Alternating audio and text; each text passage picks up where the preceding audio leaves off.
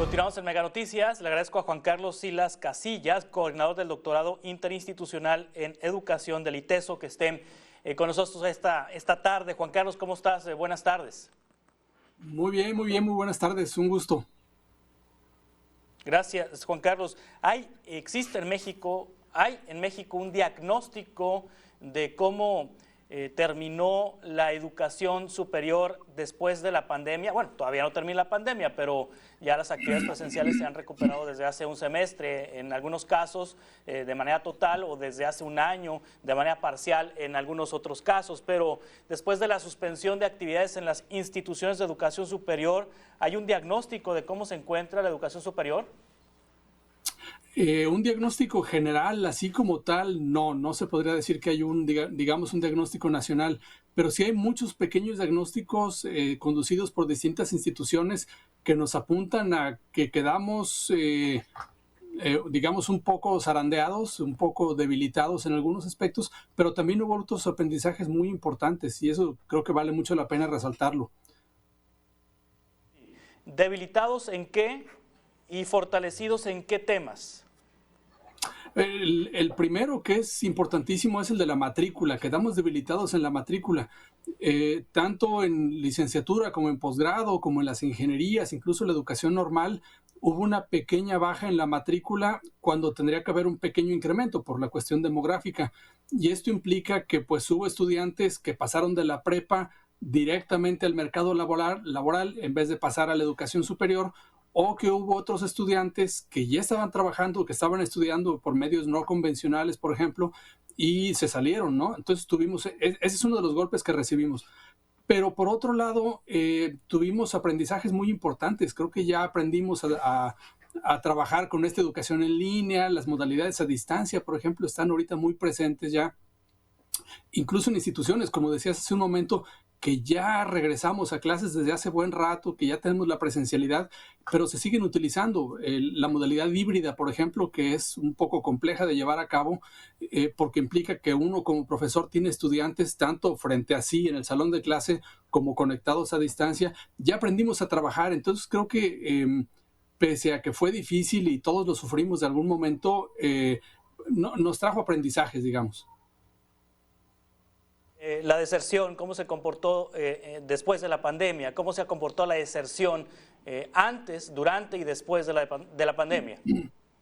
Pues hubo una baja, fue muy interesante. Yo he estado trabajando los datos por allí y, por ejemplo, si tomamos la línea base del año 2018-2019, que fue el último que podríamos decir es comparable, la educación superior, por ejemplo, universitaria particular, empezó a bajar, tuvo un pequeño decremento en el 19-20, un decremento bastante serio en el 20-21 y uno pequeñito en el 21-22. Ahora, si nos vamos a la educación universitaria pero pública, tuvo incremento en el 19-20, tuvo incremento en el 20-21, pero tuvo un súper decremento en el 21-22. Entonces estamos todavía tratando de entender qué fue lo que pasó, porque no tenía que haber sucedido y sin embargo sucedió. Lo que es muy chistoso es que la única modalidad educativa que creció fue el posgrado público.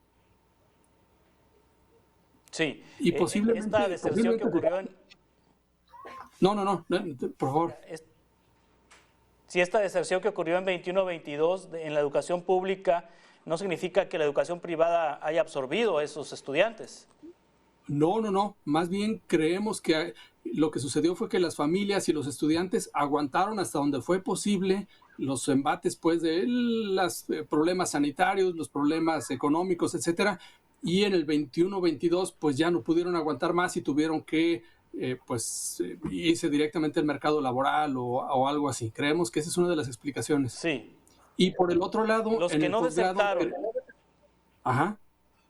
Por favor. Sí, los que no desertaron y que se mantuvieron en clases a distancia durante la pandemia y que continuaron ahora de manera presencial, y sobre todo los estudiantes de primer ingreso en las universidades, ¿la calidad de lo aprendido ha sido suficiente? Ese es uno de los diagnósticos que necesitamos hacer a nivel macro, porque no lo sabemos. Tenemos instituciones que han participado en distintos estudios y creemos que los aprendizajes son más o menos equivalentes, ligeramente abajo, por ejemplo, algunas cosas, habilidades muy prácticas, por ejemplo, no sé, desarrollo de algunas cosas en las ingenierías o en las ciencias de la salud, sí están ligeramente abajo, pero hay otros aprendizajes, por ejemplo, haber trabajado en lectura de comprensión, análisis, síntesis, trabajo en equipo, uso de tecnologías, etcétera, que no esperábamos que se desarrollaran tan bien y tan rápido, y sí sucedieron las mentadas habilidades blandas, ¿no? Las soft skills que les llaman. Creemos que esos funcionaron bien, e incluso en los profesores. Los profesores desarrollamos habilidades que pensábamos que no íbamos a desarrollar nunca, y acabamos trabajando bastante bien con la tecnología. Sí, las preferencias de carreras se modificaron durante la pandemia, después de la pandemia. Ese es otro de los estudios que necesitamos hacer a nivel nacional. Eh, Más o menos se mantiene igual, ¿eh? Yo podría decir que los datos que hemos revisado nos dicen que las carreras tradicionales, las que ya sabemos, las de siempre, medicina, derecho, educación, psicología, administración, etcétera, mercadotecnia, etcétera, más o menos se mantuvieron igual.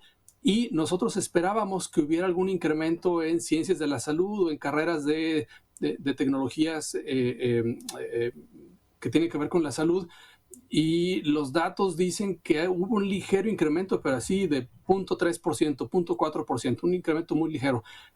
Creemos que los alumnos y las familias vieron esto como un paréntesis y ya, se olvidaron del asunto, y no estamos seguros de que haya desarrollado nuevas vocaciones hacia nuevas tecnologías. ¿Los intercambios académicos en el extranjero ya se normalizaron? Sí, sí, aunque digamos que la parte académica ya se normalizó, ya están retendidos todos los puentes. Ahora el problema está en lo económico, porque muchas de las familias no han podido absorber el costo de, pues, que su hijo o ellos mismos, pues estudiantes que se pagan a ellos mismos sus carreras, pues han tenido que enfrentar costos superiores en todo lo demás. Entonces sí, esa parte todavía está por desarrollarse. Si los apoyos gubernamentales para estudiar en el extranjero, las becas, ¿están fluyendo?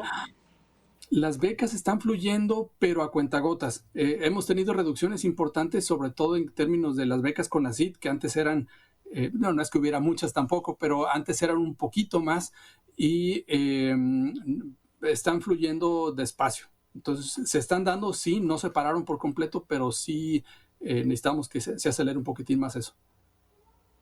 La llegada de estudiantes extranjeros a nuestro país, ¿cómo se ha comportado?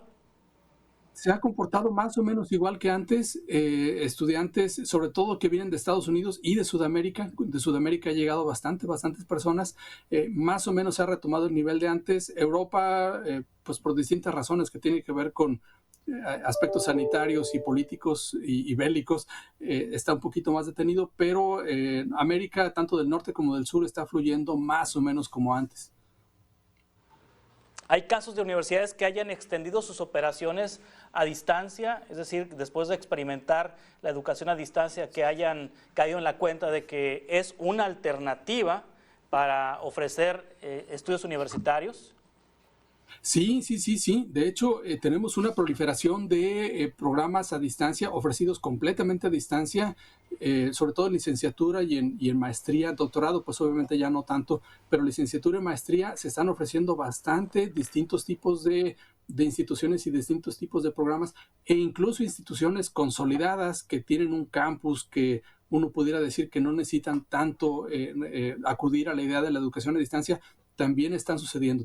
Hay maestrías, por ejemplo, en modalidad presencial y a distancia, porque la gente está ya sensible a ello y está prefiriendo la opción de un par de días en casa, por ejemplo, o 3 días en casa mientras estudias, o estudiar en la noche con la misma validez y la misma calidad que estar en el aula. Lo ven bien. Entonces sí, un poco, digamos, si se vale la expresión, el mercado se está jalando un poquitín más también hacia los estudios en línea, virtuales e híbridos. Sí, ¿los rankings de las universidades mexicanas en el mundo se han mantenido? Esa es buena pregunta y no podría responderla así a cabalidad. Creo que el uso de rankings está un poquito como desvaneciéndose. como que el figurar en los rankings y preocuparnos por aparecer en el ranking de Shanghai o del Times o de Chronicle o de cualquiera de las otras, como que ya no está siendo una prioridad tanto para las instituciones educativas y más bien lo que está siendo una prioridad es la innovación y el trabajo con los estudiantes. Sí. Juan Carlos Silas Casillas, coordinador del doctorado interinstitucional en educación ITESO, ¿algo que desea agregar que no le haya preguntado sobre la educación superior y la pandemia? Sí, gracias. Yo creo que es bien importante lo que nos está sucediendo porque tras este golpe sanitario y después que se nos vino el golpe económico, ahora las instituciones de educación superior estamos teniendo un nuevo fenómeno que nos llega, que es esto de la inteligencia artificial. Seguramente les ha llegado por ahí en aspectos noticiosos esta inteligencia artificial muy famosa que se llama ChatGPT o ChatGPT, que tiene una inversión millonaria de Microsoft detrás, y resulta que es una inteligencia artificial que le permite a las personas pues solicitar que le haga un ensayo sobre tal cosa y lo genera, lo saca muy bien. Por tanto, eso se está convirtiendo en un reto para la academia, nos está obligando a los profesores, a los académicos a trabajar de una manera diferente, porque si seguimos valorando, por ejemplo, un ensayo como medida de valoración del aprendizaje del estudiante, pues resulta que el aparatito lo puede sacar con el menor de los problemas y puede ser presentado como un elemento que permite valorar el aprendizaje de los estudiantes. Entonces, esa tendencia nueva que se nos viene, el uso de inteligencias artificiales, necesitamos explorarla y sobre todo necesitamos trabajar diferente la educación. O sea, ya no va a ser tan fácil detectar un plagio. No, es absolutamente, es muy difícil de hecho. Hay incluso artículos publicados en revistas de buen nivel internacionales que ya citan como coautor a la inteligencia artificial porque les ayudó a hacer la chamba, digamos, académicamente. Entonces, eso complica mucho la detección de plagios, porque además, si me permites una idea adicional, creo que los académicos necesitamos preguntarnos qué podemos hacer mejor que la inteligencia artificial. Por ejemplo, dar una clase llena de datos, la inteligencia artificial lo puede hacer mejor. O prevenir el plagio, la inteligencia artificial lo puede hacer mejor. Creo que nosotros necesitamos plantearnos qué podemos hacer mejor que la inteligencia artificial y tiene que ver con reflexión, análisis, síntesis y todo esto. Y es la nueva tendencia, es lo que nos trajo la pospandemia y necesitamos reflexionar acerca de ello. Pues muy interesante el tema que plantea Juan Carlos Silas Casillas, coordinador del doctorado interinstitucional en educación ITESO. Gracias por tomar esta conversación. Estamos en contacto para futuras entrevistas, si le parece. Igualmente estamos a la orden y un gran gusto. Gracias.